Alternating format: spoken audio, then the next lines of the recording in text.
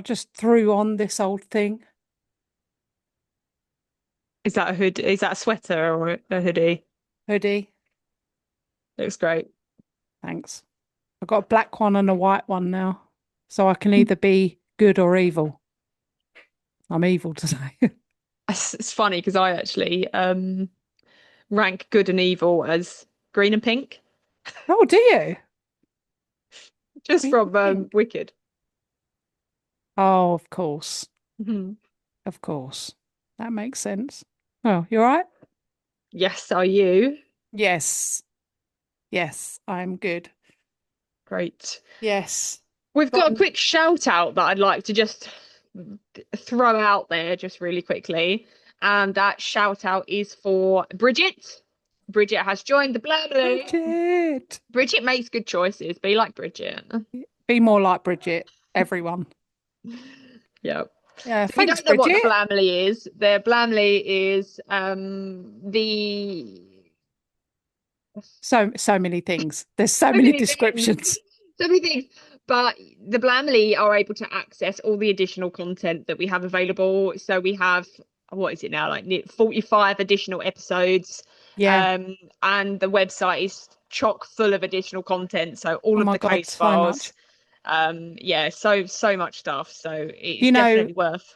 speaking of which, I had a message come up the other day to say, I can't remember exactly what it said, but it was basically saying like your website is enormous and you need to sort out your storage for it. I was like, oh, yeah, there's so much on there, and me and Sarah are constantly going, do you know Put what would that be on. really good? Do you know what would Bloody be put that really on. good to put? Let's put that on. Yeah, so it's building and growing all the time. Sorry, But my yeah, my dog has just she keeps barking at Alexa, right? And making Alexa do things, and she like puts like fucking meditation music on. So I can hear oh, from the pup. lounge, the Alexa is on like full volume, blaring out meditation music. So I won't ruin it for her, but I will turn it the hell down because it's That's so funny. really loud. I know actually I've got a video somewhere of me coming in from like work or something, and Pup had woofed at Alexa, put this meditation music on, and then gone and got one of her treats. So she was Ah, just sitting in the lounge, or just on her own with this yeah. meditation music playing, eating one of her snacks. I was like, I "You're, love that you're for all right." her. Yeah, she I love loves it. that for her.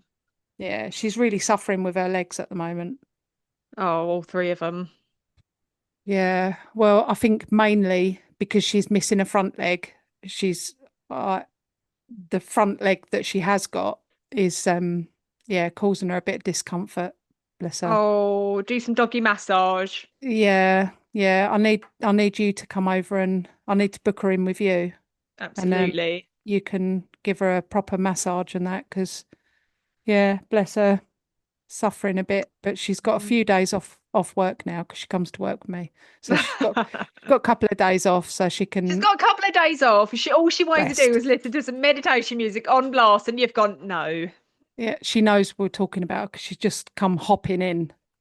She's come hopping in to go, excuse me, did you turn my She's meditation like, music down? someone turn the volume down. What's the matter? Come here. Oh, Oh, she's pup. come here. Come on, pup. See the people. Come here. Oh, bless her. Oh, look at her hard-working face. Here Look she at her. is. She's like, this is the face of a person that needs to relax. Yep, yep. You Oh, just want to pup. relax with your meditation music, didn't you? Yeah. Sorry. Oh. You've got the day off, so you can go and chill. I'll turn the volume up a little bit, but only a little bit. Josie said to me the other day, I love how you always explain things to Caesar. I know. And I was like, you do, didn't you? They're like children. He was laying on me, grumbling, and I was like, I will take you out in a minute, but I can't take you out now because you've just eaten. So if you go running, you're going to be sick. So just have a bit of patience, please. I'll take you out in a minute. Josie was like, "What are you doing?" What are you doing? I have to They know. explain things to her. I have to Yeah. say to her, I know we've got a long way to go today because we've got to drive all the way to like Wolverhampton, but I promise tomorrow you can have a day off and you can do whatever you want. You can relax, you can go out in the garden. I would say I'd take her for a walk, but that's not an incentive for her. So No. I do take her out in her Oh. buggy, but yeah. Well, And we go on. before I get on the last episode, do you remember I said about the whitening strips? Yes. Hmm. Yeah, go on, tell the people. It's a lie. Yeah, absolutely. Of It's a course it is. lie. It looks like when you wipe off the purple, you think, oh my God, it's actually worked. But then realistically, afterwards, when you look in the mirror, you think, there's no difference. No, There it's is only no because they were difference. purple before. You're looking and going, oh, they're really purple. And then when Yeah. you take the purple off, you're like, Yeah. but Oh actually, my it's just a God. difference because you were used to looking at purple. Yeah. And it's only a slight difference as well. It's nothing like in the videos. So if there's anyone out there that's listening to us that goes, no, they are good. I don't know, just keep it to yourself because I don't believe Just it. keep yourself However, sharp. since then I've done some research because I was so disappointed because I'm obsessive about my teeth, and I did some research and I found that there's a report from a dentist that says the only thing that is going to whiten your teeth is hydrogen peroxide. So you Bleach. need something, essentially, you need something that's got hydrogen peroxide in it. So I did some research on that and I found that there's a specific toothpaste that has hydrogen peroxide in it. It's like 4% hydrogen peroxide. So, and it's really expensive.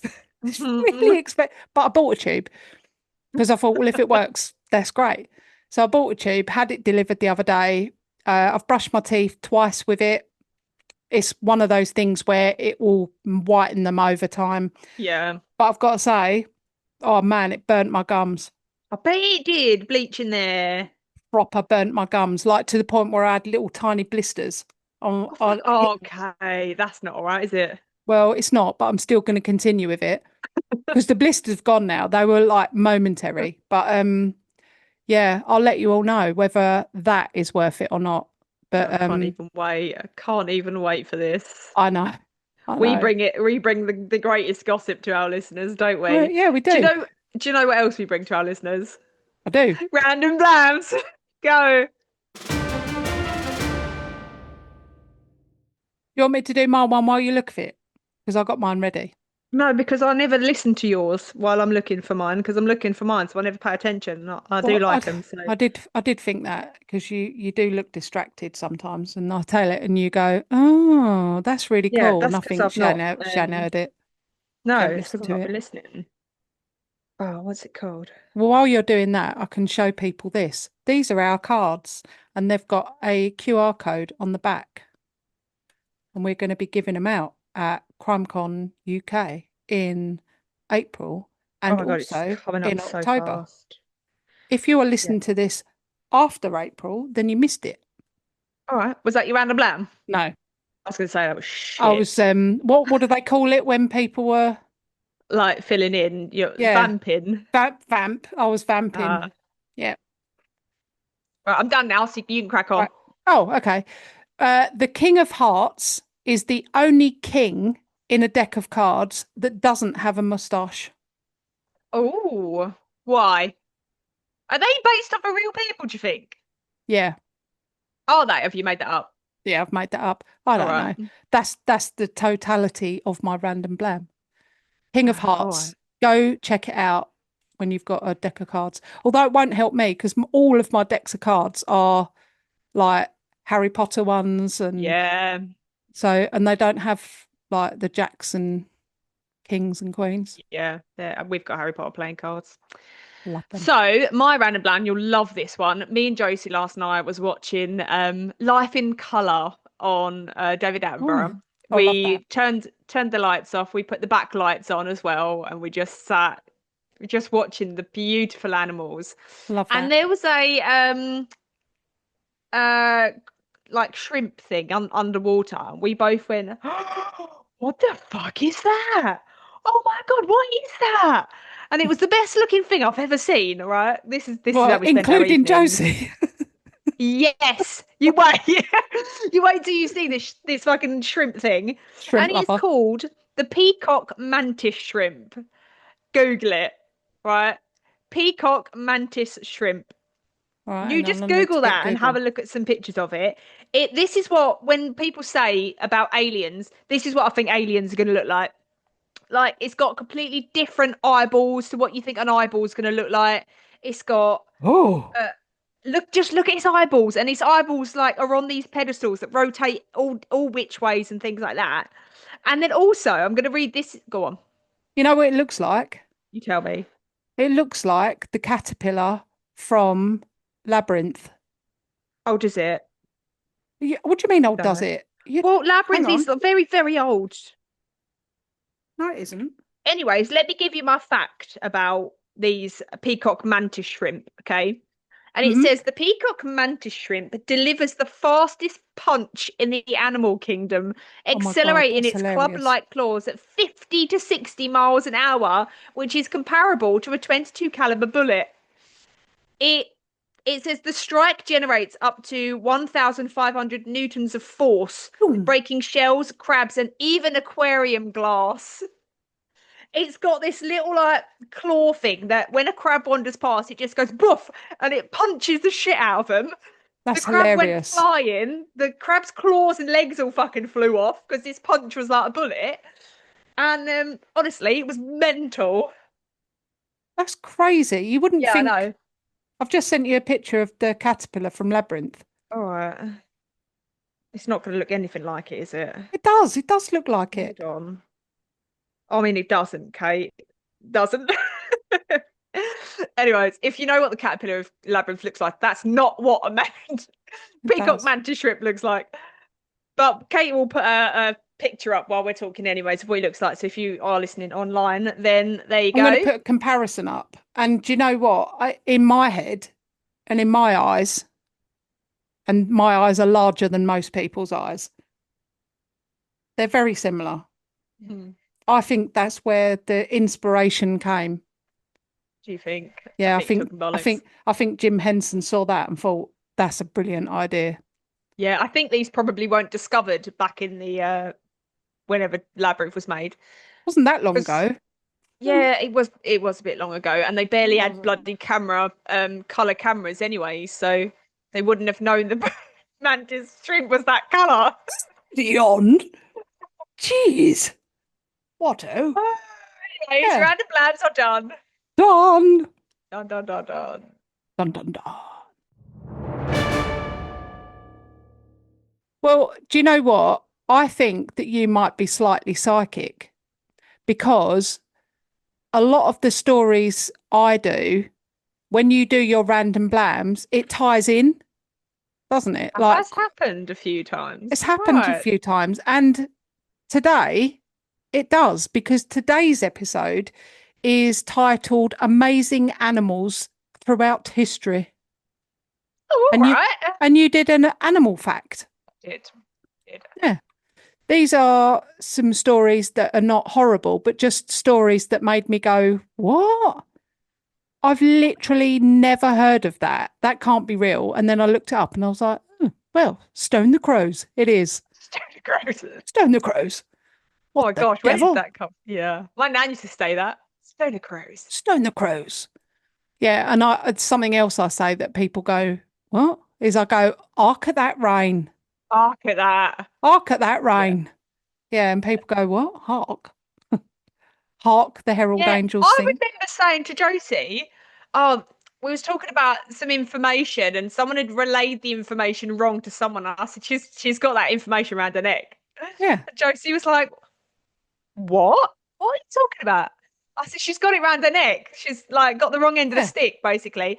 Apparently, no one on this fucking earth has ever heard that saying. She's got it That's around her neck. And outrageous. even when Surely everyone says that. I've Googled it. It's not a fucking thing, Kate. It must be an Essex thing. She's got it Really? round her neck, she has, idiot. Well, where's that? Do you I think don't that's an know. Essex thing? She's It got that must round be. her neck. She's got that round her neck. I'm really glad that you know what I'm talking about because Yeah. Josie then rang her mum and she was like, "No, I've never heard of that." And I was like, "Oh, now I look like Did an she say it idiot." like that? No, I've No, never heard of that. yeah. Did And she I'm go, like, what "It's the a fuck." devil? I said she must have got that round her neck then because that is a saying. Yeah. The phrase round her neck or around someone's neck generally refers to an unwanted and heavy responsibility, worry, or burden. No, Yeah, it no, that's not doesn't. right. I It means know. that they've got something The wrong. wrong end of the stick. She's Yeah. misinterpreted the information. She's got it round her neck. A Yeah, I know, yoke Kate. round someone. That's I know. I ridiculous. looked it up. I searched the internet to see that I was right because I know I'm right because I grew up saying it and I It's grew a up hearing it. Yeah, it's a UK thing to say wind your neck in. Yeah, wind your That's neck just in, come but up, that's and not that's British slang to say like for someone to shut the quieten fuck up. down, shut Yeah, up, stop talking. yeah. Um, But yeah, if you've got it round your neck, I'm not seeing. Yeah, she's got that I round her know, neck. Kate. I know you're not seeing it because I looked. I searched for everything. I What's know, and happening? I was just as perplexed as you are. Welcome to today's episode.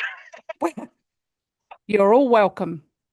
We'll see Yeah, you next time. honestly, so That's absolutely baffled bonkers. about it. Yeah, Got that round her neck. got that around the neck.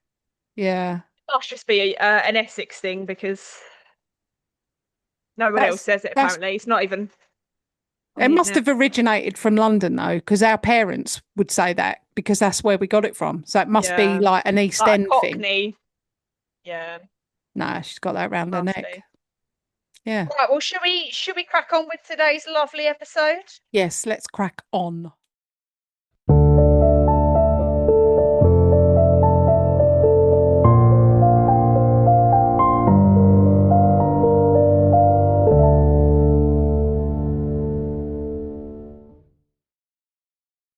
Morning. No, too angelic, Oh, Kate. Come on, reel your morning. neck in. Morning. Morning. Morning. I don't know when it cuts me out, whether I get It's the loud. morning bit. It's the more that bit. All we hear is ding. Ding. Maybe I need to sit further back. Morning. Much better. That's what it is. Yeah, Cuts me out when I'm too close. Morning. cut you off. Fuck's sake. Morning. Yeah. Morning, morning. Well, I didn't get to say morning. You You hesitated. say And I it, went, then I say it, and then but you you say it didn't. again. You I didn't. I thought you was waiting for me. I thought we better crack on. So I just got on with it and went for it. And I did all three of my mornings. You did. All All right. Well, I'm right. letting you know I'm a little bit sad by that, All right. but We'll do crack it on. again. It's fine. People don't mind. Morning. Morning. Morning, morning. There There you you go. go. That's All right. better. Better? Because it's All not right. just me that affects, it's everybody. All right. Yeah. All right. Well, I won't. I won't make that mistake Be again. better, Kate. Be better. I'm trying. I'm trying. I've got a sore throat this morning as well. Oh, cool show. Obviously, because it's my story. Yeah. So I thought I would do a bit of a lighter hearted one because we have got a beast of an episode coming up from Sarah because she's already said, I said, what type is it? And she said, one word, horrendous. And I was like, Yeah. okay. Yeah. And Gabby's episode that I did just really affected me. So I thought, Yep. do you know what? I just want to do something a bit light-hearted, a bit like Timothy Dexter, like a Yeah. bit more of an easier one. I love And that for both of us. yeah, and I see a couple of these stories. So there's I think four that I've done. Um yeah, and they're just like interesting, crazy, bonkers. So I thought that's a bit of me, that is. Yeah, absolutely. Celebrating animals in history.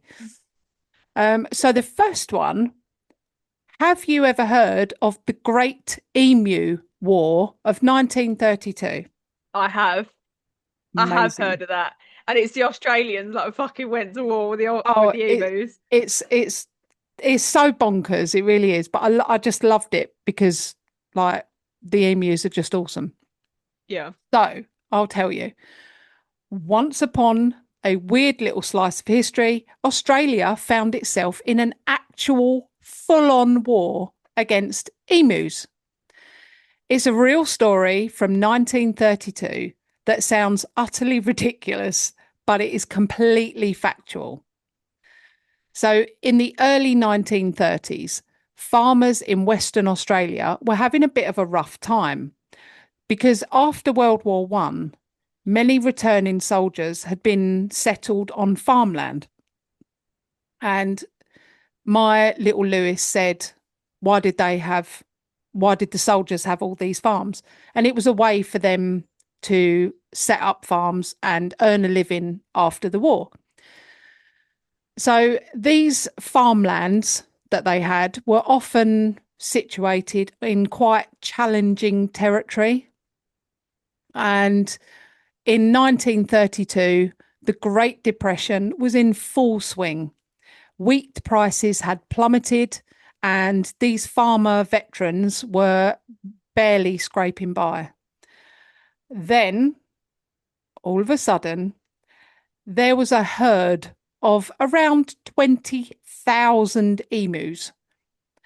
The huge, long legged, flightless Australian birds had begun migrating after their breeding season, and they headed straight for the farmers' wheat fields. Emus are not tiny chickens. They are up to about 2 meters tall. They are incredibly large and sturdy and amazingly fast runners. And they're And so dinosaur-y, aren't they? they are really, especially their Their feet. feet, their feet are so dinosaur-y. When we If you, went to South Africa and we saw them, yes, oh my God, they're huge.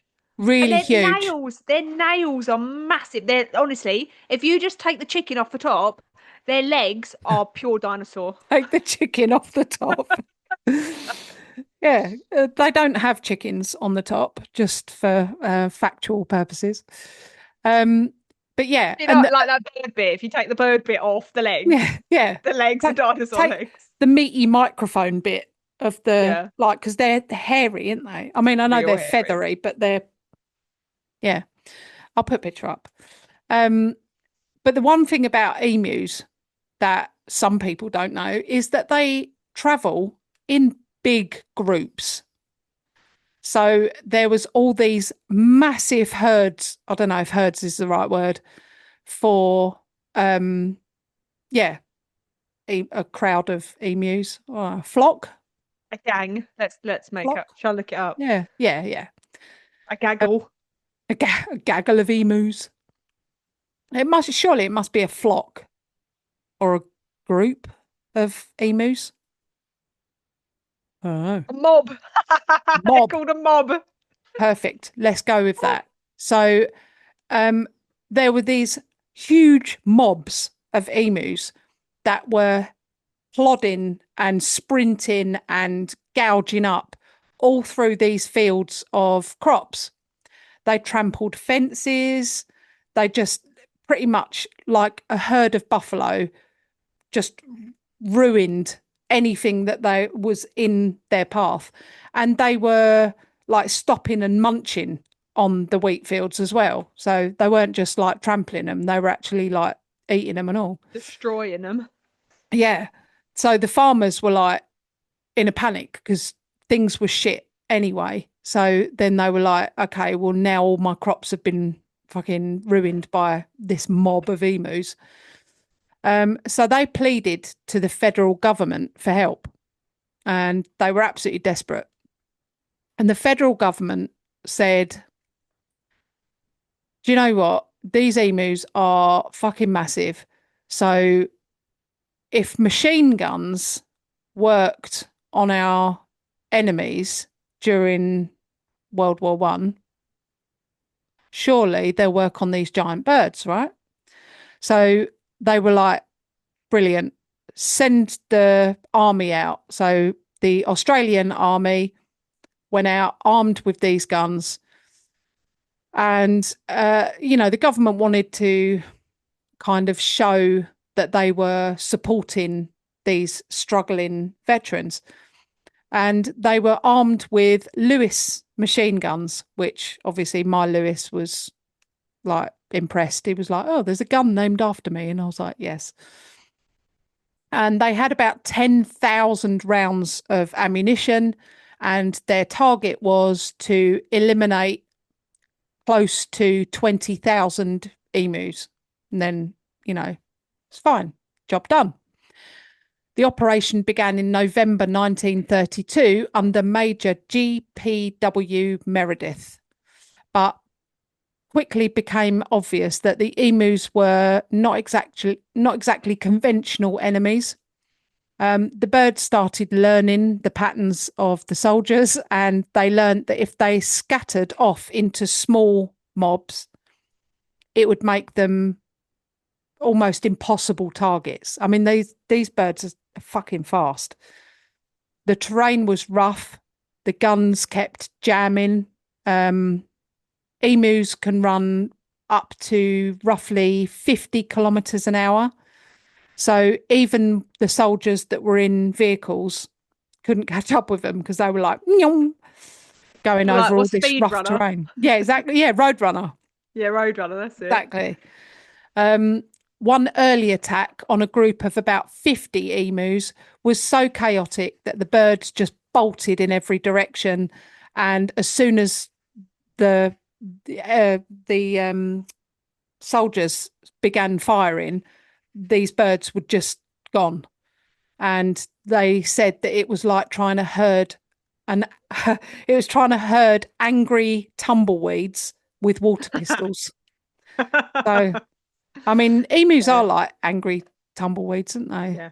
Um, by the end of the campaign in early December 1932, the military reported that they had successfully had 986 confirmed kills of emus, and claimed that maybe an extra couple of thousand had maybe later died from like just bad wounds, but not a direct confirmed kill. And not at any point did they feel that, the emus were in trouble and losing the war. 986 is not terrible odds if you're a sniper, but when you're trying to cull a population of tens of thousands, it was a bit like swatting flies with a hat.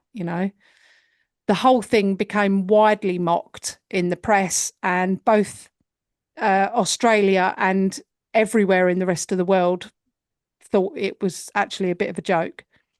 By mid December, the soldiers said, "Do you know what? We give up." So they packed up, and the war was essentially over. Historians pointed out with no small amount of amusement that the emus had won the war because the military operation failed to stop the birds from continuing to roam and munch on all the wheat fields and stomp all the farmland.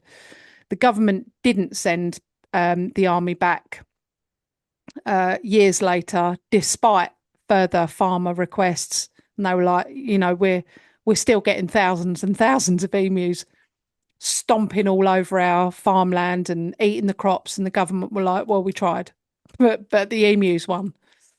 Long fences were built to keep the birds out of the farmland. Today, the Great Emu War is remembered as one of the oddest episodes in military history, a serious attempt to solve a real life problem that just went horrendously wrong. So, if you ever think that your day isn't going well, just remember somewhere in Australia in 1932, soldiers spent months chasing emus and lost. So there you go. That is the Great Emu War of 1932. I absolutely adore anything Australian. I think the Australians are great. I absolutely love them. I think their attitude to everything is right. I think they're so great. And we've been watching this Australian crocodile hunter. I can't remember what Mm, it's called. I think his name's Matt something. And he's got his job is to catch crocodiles in the wild that are posing a threat. So perhaps they've washed up somewhere where they shouldn't, or they're Mm. eating cattle, or they're a danger to people, and he then relocates them. Fucking hell. It's just the most Australian thing I've ever seen. They're just like in with these massive crocodiles and they're really It's terrifying. nonchalant. They're just like, oh God, you almost got your leg there, mate. You want to be careful next time. Honestly, I would Oh, I mate, you would almost bit me hand off. if I had a crocodile or alligator or anything like that anywhere near me, I would burst and become a fine mist and blow away in the Yeah, wind. they are, honestly. But Oh, they are terrifying. what made it more funny is that he had a sanctuary for ones that were like injured or something like that. And he had a crocodile called Underbite because it had its bottom jaw, but its top jaw was missing half of it. Oh, Like it's like a stump. So it had this big, so they could have underbite.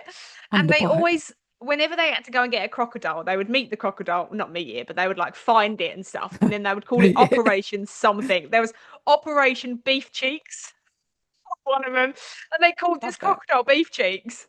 I Come on love then, that. Beef Cheeks, come on. Come on, beef Operation cheeks. Bubbles, Operation Fluffy. There were so many, and it was so funny.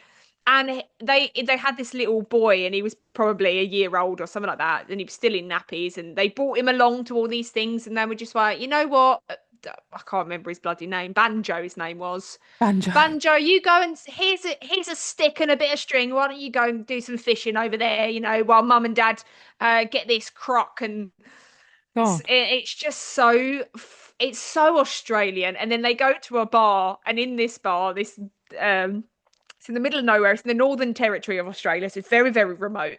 Hmm. And he's blending up this cocktail, and he's instead of it being a blender, it's a blender on top, but it's like a fucking motorbike engine, and you rev the handle, and it I love whizzes that. the blender. It's I like, love oh, I that. love it so much. Well, I there love is the a Australian. couple actually. A couple of these stories are Australian, Absolutely love them. so you'll love that. Yeah. Um, this next one is also Australia, and it is the shark that solved a murder. And this is from Oh, I think I know this. 1935. Do they find like a foot in it or something? Well, I'll tell you.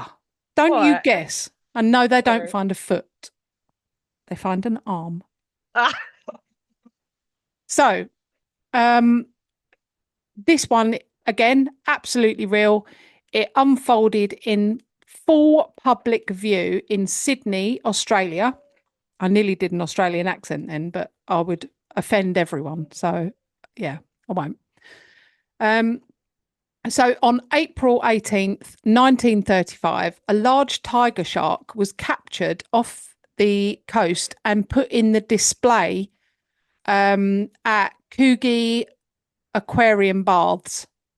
So this is a seaside attraction where people paid to gawp at sea creatures, basically. So like like we go to an aquarium and we're like, oh, yeah, look at the seals and oh, look at the yeah. manta rays, Starfish. and you can lean over and touch a manta ray and things like that. So it was like that. A few days later, in front of the visitors, the shark began thrashing violently, and everyone was like, "Oh, what's the matter?" Oh, I nearly did it again. Then, what's the matter with Fluffy? And then the shark threw up. So he vomited, and he vomited up a rat, and everyone was like, "Ooh, like." How did he get a rat? There aren't No, sea rats. he didn't say. Then he threw up a bird, and everyone was like, "Oh, oh, there's like an old vomit covered bird." And then he threw up something else, which everyone went, "Oh, look, he's just thrown up an arm. Oh, he's thrown up an arm," and everyone was like, "Jesus Christ!" Um, Naturally, the crowd did not like react with mild interest. Everyone was like, that he's eaten a human. He's any minute now he's going to throw up the rest of the person.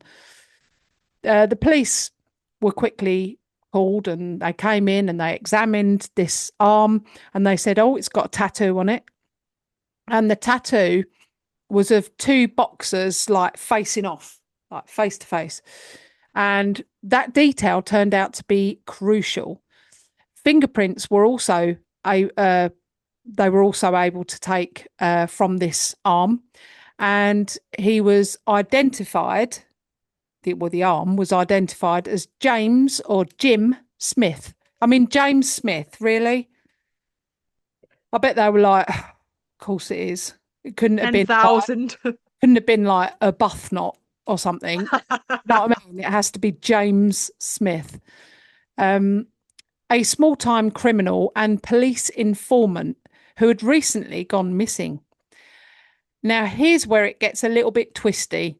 The arm had been clean severed with a blade, not bitten off by a shark, which meant the shark hadn't killed him unless he learned how to hold a blade with his fin, which they were thinking probably not. He'd just eaten the evidence. So the shark instantly went from seaside attraction to star witness. See, Jim Smith had ties to Sydney's criminal scene. He'd been involved in insurance fraud and had connections to a local boat builder named Reginald Holmes. Holmes claimed that Smith was blackmailing him. Soon after the arm was identified, Holmes did something that never screams innocent man. He tried to shoot himself whilst drunk in a car at Sydney Harbour. He survived briefly, though, because Holmes was later found shot dead in his car, and this was in 1936. 3 bullets to the chest. So Probably not done by himself. probably not done by himself, which made prosecuting anyone for Smith's murder just far more complicated. Another man, Patrick Brady, was charged with Smith's murder, based largely on testimony and circumstantial evidence that tied him to the arm. Here's the wild legal twist. The prosecution only had one body part. So there was no torso was found, no confirmed cause of death, just an arm. The defense argued that they couldn't prove that Smith was even dead. They said perhaps he just had his arm cut off and he went off somewhere armless. The first trial ended in a conviction. It was later overturned on appeal due to the issues with, lack of evidence, and the jury sort of thought the same thing. They were just like, it's just an arm. You can't really try someone and convict them for murder because it might not be murder. The retrial collapsed, and no one was ever convicted. So, although this story is known as the shark that solved a murder, didn't actually solve it, not quite. The shark proved that a violent crime had occurred, and it also identified the victim. It exposed links between criminals, but it just didn't deliver the justice. The case remains officially unsolved. Officially. Officially. Good one. No other human remains were found. So somewhere in 1935 Sydney, a tiger shark accidentally became the most cooperative witness that the police ever had. And unfortunately, he did his best, but he couldn't close the case. So It's funny how he threw it up when just they eat. Never seen a shark throw up, have you? Some animals aren't capable of being sick, are they? So No, I don't think pigs are. I don't think pigs are able to be yeah, sick. I don't know, I some might have got animals that are. wrong. But yeah, it's I wish I was an animal that was incapable of being sick. I hate being sick. Worst. I get proper anxiety about it. I'll do anything I can to not be sick. Whereas Yeah. Claire's the opposite. If Claire feels a bit rough, she's like, I'm going to go to the bathroom and make myself sick. And I'm like, oh, Yeah. The not for me. the notion of feeling sick for me isn't, I don't like that. When I was going through my chemo, that level of nausea that I always had was horrendous, and I'll probably do everything in my power to not feel that again. Yeah, no, I'm with you on that. I don't blame you. I absolutely can't stand being sick. Yeah. Anyway, on that note, on to the next story. This is called the Pig War. This amazing actually. Like the stubbornness of humans is unbelievable. Pig was like, you know. Right. So this is 1859. So this is the earliest one. This And is it when you expect the sort of times that you expect these sort of things, like an emu war and things like that, back in yeah, the 1800s, not quite, 1930s. I know. Well, this is known as the most polite almost war in history. And it is, it definitely should have been all English because we're we're so polite sometimes. I mean, not everyone. The right load of rude bastards out on the roads at the moment. A right load of old pricks. But yeah, this was the most polite almost war in history. So there were two global powers that nearly went to war over a pig with questionable garden etiquette. So after the 1846 Oregon Treaty, Britain and the United States agreed the border would run along the 49th parallel to the middle of the channel, separating Vancouver Island from the mainland. Okay, so they were like, draw a line down the middle, You Vancouver stay that Island. side, we'll Yeah, stay that side. that side, that side. So simple. Except there were two possible channels that left the San Juan Islands sitting in limbo, basically. So they didn't really have like either side. However, both sides claimed them. So the British presence came mainly through the Hudson Bay Company, which had a sheep farm on San Juan Island, and American settlers had started moving in too. It was basically a geopolitical powder keg. Enter the piggy-wig. So this incident happened on the 15th of June, 1859. An American farmer named Cutler, I'm just going to use one name for each of them because it gets confusing.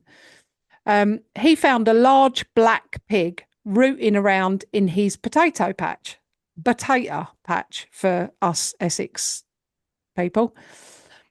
And he would like me to point out this was not for the first time. And he was like, "Do you know what? I've had enough of this big black pig rooting through my potatoes." So he was like, "Right, I'm done." So he got his gun, he came out and he shot the pig. However, doing that instigated a whole load of shit because the pig actually belonged to the Hudson Bay's company farm manager called Charles Griffin or Griffin. Cutler offered compensation and went, "Oh, I'm sorry I shot your pig. Here's $10." And Griffin said, "Absolutely not. That pig was worth more than $10 to me. I demand that you give me $100." And Cutler was like, "No, now I'm not even going to give you $10." So Griffin was like, "How dare you, sir?" And things escalated dramatically. The American settlers feared British retaliation. They requested military protection. They were like, "It's all going to kick off. We need protection." The US responded by sending Captain George Pickett. And George Pickett was future Civil War famous person. So everyone knows George Pickett. It's the same George Pickett. Um, so they sent George Pickett, Captain George Pickett, with his troops to the island. The British then thought, oh shit, we better respond to that. So they sent out all the Royal Navy ships. Around 400 American soldiers were stationed there. Britain had several warships off the shore with over 2,000 men, all because of one pig that was shot. And yet, nobody pulled the trigger. They were all like, no, you shoot first. No, you shoot first. But no one did. For 12 years, Oh God. British and American forces occupied different parts of the island. They drilled, they stared at each other, they socialized occasionally. Reports suggest that officers would dine together. It was all very polite. It was all very, after you. No, no, after you. They're Um, dining together, going, "What do you think about this then?" Because like, the irony I of it, don't they want to probably were shoot eating you. pigs. Yeah, I don't Yeah. really want to shoot you, but I've been told that I need to shoot you. I don't really I, want to, but it's my do you know job. what? I think for, for 12 years, man, by 2 or 3 or 4 years, they probably even forgot why they were there. Yeah, I reckon they had no idea why they were there. And they were just like, it's just what we do. We just come here, not personal, mate. we stare at you until lunch, and then we go, lunch, lunch, 5 minutes, lunch, Meet me in the pig, veranda piggy wig, and lunch, potatoes. and potatoes. Yeah. Yeah. So 12 years it went on. In 1871, both nations agreed to a mediation. And who settled it? Wilhelm I of Germany.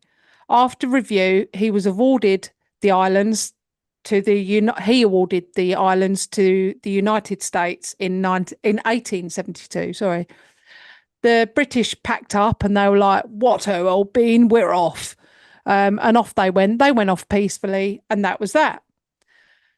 Zero humans were killed, zero casualties. Shots were never fired. The only casualty was the one pig that was shot at the beginning, like 12 fucking years ago. There was a moderate amount of diplomatic embarrassment because everyone was like, what have you been doing What for the was the last 12 fucking years? And they were point? like, sorry, what? Yeah, well, I don't know what you mean. And, yeah, sorry, my doorbell just rang. So they were, a little bit embarrassed by it. The historical absurdity level rated as outstanding.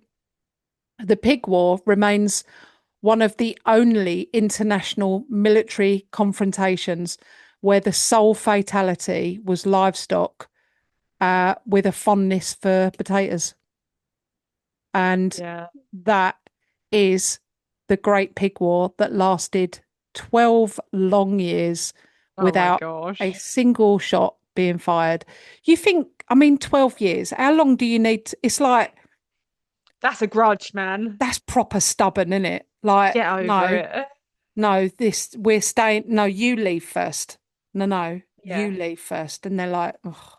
And in the I end, mean, after 12 years, they were like, for God's sake, both of you, just pack it in. it's cost. They would have been better.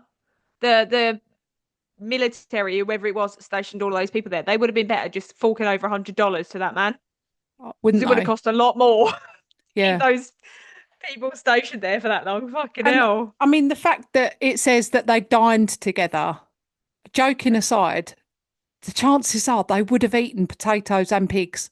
Yeah, definitely. And it, like, you know, 18, whatever, 1870 or whatever, they wouldn't have been like bringing food in from like all over the place, would they? They'd have just been like, let's just eat what we've got here, which Yeah, would let's have kill been that like pig. pigs and potatoes. I don't know. Um, So my last story is a story that I think I did it for a random blam, but it could have quite easily been you. I forget who does what. But just not in that much detail.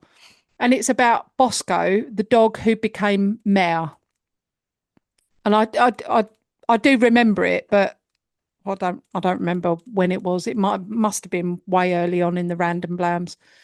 But this was recent years, 1981. So it's a tiny town called Sunol. And it's a town that is like blink and you'll miss it. It's tiny, tiny, small enough that everyone knows your business. And in 1981, something extraordinary happened. A dog won the mayor election. Not metaphorically, an actual dog. Bosco Ramos was a black Labrador Rottweiler mix. He was big, friendly, slightly intimidating if you didn't know him, which frankly is more than can be said for a lot of human politicians. I mean, believe me, if I was given the option to vote for a dog over a human all day long, Yeah, all day long. yeah. Um, We'd be in his better paws. we'd be in good paws. Yeah. Or if it was pup, you'd be in good paw. Yeah. Sunol isn't an incorporated city, so this means that it doesn't technically have an official mayor in the legal government sense. So when the local chamber of commerce decided to hold a fun honorary election as a fundraiser, it was less democracy in action and more community banter with ballots. Bosco ran against two human candidates and won by a landslide. It was Who $1. entered him? I don't know. I don't know. I think it was probably just everyone says everyone loves pup because they Yeah. do. Everyone loves pup. She like everywhere I take her, everyone's like all over her. So I think if there was like a sort of fundraiser election to vote someone mayor, 100% I'd enter pup. Yeah. But it was $1 per vote, um, and the money went to charity. Bosco, being universally adored and refreshingly silent on diverse issues, proved wildly popular. He officially became the honorary mayor in 1981. And then, because why stop greatness, he stayed in his role for over a decade. Wildly popular, bless him. Mhm. Um, let's review his political record. No corruption charges had he ever faced. He had zero public meltdowns, no awkward press conferences, zero controversial tweets, as this was pre internet. He attended community events. He posed for photographs. He represented Sunol in parades and public appearances. At one point, he was even issued a ceremonial key to the city. And honestly, his approval ratings were impeccable. This wasn't a just a local giggle. Bosco's mayorship gained media attention beyond California, including coverage in Japan, and for a while, Sunol's most internationally recognised political figure was a dog who his subtitle was a dog who likes belly rubs. He was Ah, even he was even given a small plaque in the town that commemorated him, and that's more than many human politicians ever get. Bosco served until his death in 1994. After that, Sunol continued the tradition of electing honorary animal mayors because once you've had a canine leader, going back to humans is just a downgrade. yeah, Uh, absolutely. he was given a statue and he is still honoured to this day. And I'd just like to say that sometimes in history, it's not just all about like dark and tragic stories. Sometimes it's just about who is a very, very good boy. Absolutely. Yeah. Such a good So that point. is it. That is my episode on great animals, amazing animals, sorry, in history. That was very nice.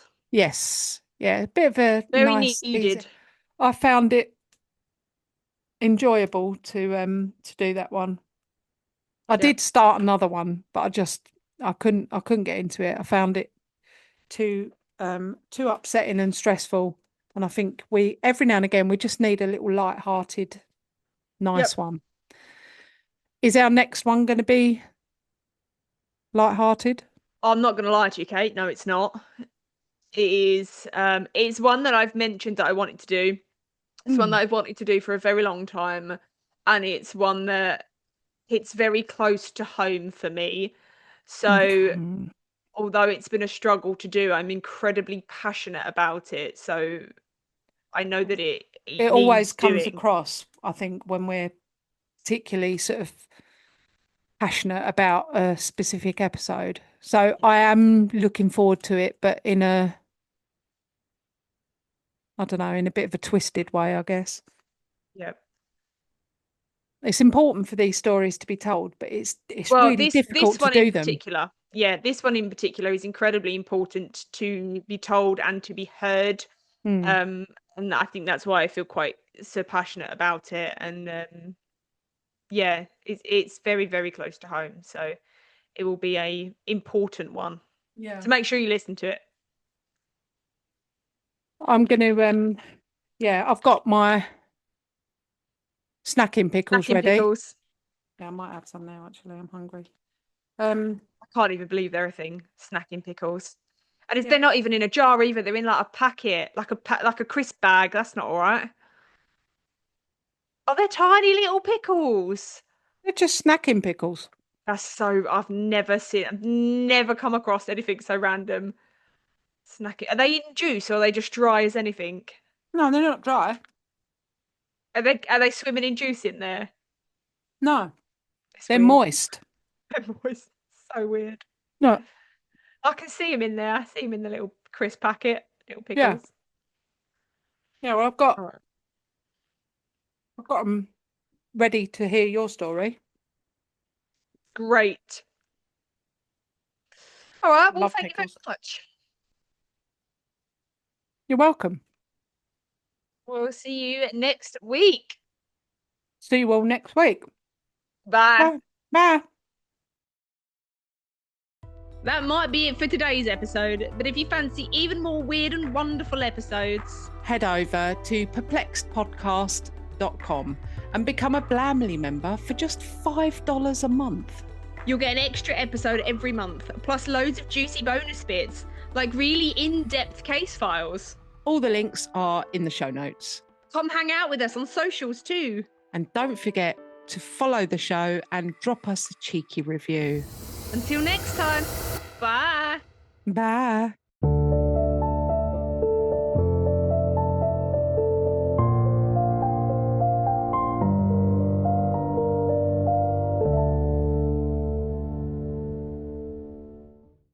You look very neat and tidy this morning. Neat and tidy, fucking hell, neat and tidy. Neat and tidy.